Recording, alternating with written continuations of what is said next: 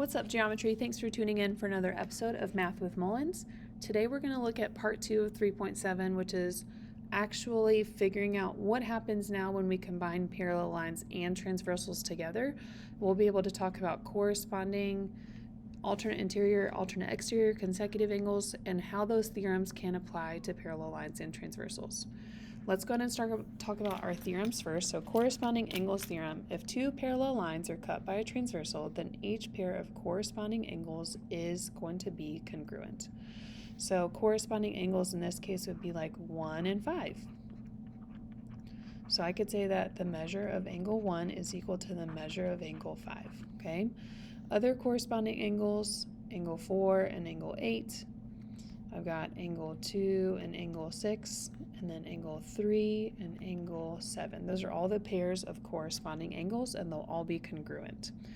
The alternate interior angles theorem states that if two parallel lines are cut by a transversal, then each pair of alternate interior angles is also going to be congruent. So in this case, angle 4 can be congruent to angle 6, or the measure of angle 4 is equal to the measure of angle 6.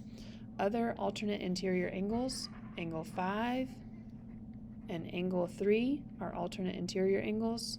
So angle 4 and angle 6 would be the other pair. Those are all going to be congruent to one another in their own respect. Alternate exterior angles theorem.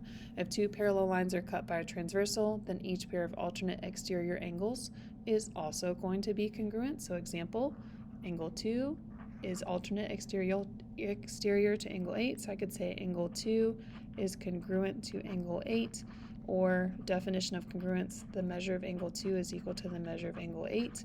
So we have 2 and 8 are alternate exterior angles. Another set would be angle 1 and angle 7. Okay. The last one is consecutive interior angles theorem. This one is not actually congruent. Instead, if two parallel lines are cut by a transversal, then each pair of consecutive interior angles is supplementary. So, consecutive angles 4 and 5. That means the measure of angle 4 plus the measure of angle 5 is equal to 180. Or another set, 3 and 6. Those are both consecutive interior angles. The measure of angle 3 plus the measure of angle 6 is equal to 180. Make sure you have all those written down, and then we're going to go ahead and get started solving some missing angles with parallel lines and a transversal. All right, right off the bat, we can see that these are parallel lines because they are notated right here.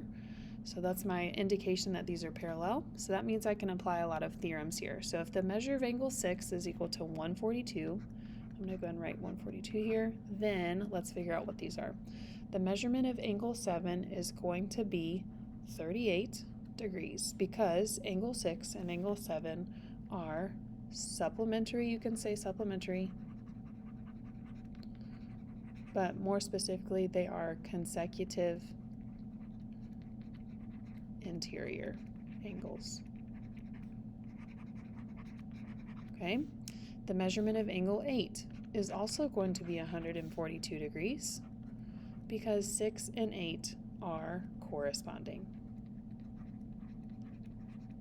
So the difference between corresponding and consecutive is one right after the other, where corresponding, they kind of jump across a line. The measure of angle 1 is going to be equal to 142 because 8 and 1 are alternate exterior angles. And then the measurement of angle 3 is also going to be 142 because 6 and 3 are alternate interior angles. Okay? Hopefully you did okay there. We're going to move right along to example number 5. This one has 3 parallel lines with a transversal, so maybe give yourself a chance to try this one on your own. Click pause, and when you're ready to try them and check them, let's go ahead and click play. All right, angle 5 is here. So what I'm going to do is I'm going to go ahead and name all my corresponding angles to 5. That's going to be angle 4 and angle 6. So 4 and 6 are also going to be 84 degrees. Something else I'm going to look for is alternate interior to angle 5. So that's going to be angle 7, 84 degrees. And then I'm going to look at angle 7, and I notice that it corresponds with 8 and 9. So 84 degrees will be for angle 8 and angle 9. The next ones I'm going to look at is like maybe angle 10. Angle 10 is right next to angle 5. This is consecutive interior, so that means they're both equal to 180 if I add them together. So if I subtract 84 from 180, I'm going to get 96. That means angle 10 is 96 degrees, which also means that 11 and 12 are corresponding 96 degree angles. And then by now you probably figured out some patterns. 1, 2, and 3 are also going to be 96 degrees. Angle 1 is vertical from angle 10. Angle 1 is also going to show that it's congruent to angle 10, which then means angle 1, 2, and 3 are all corresponding, and they would all have the same angle measurement.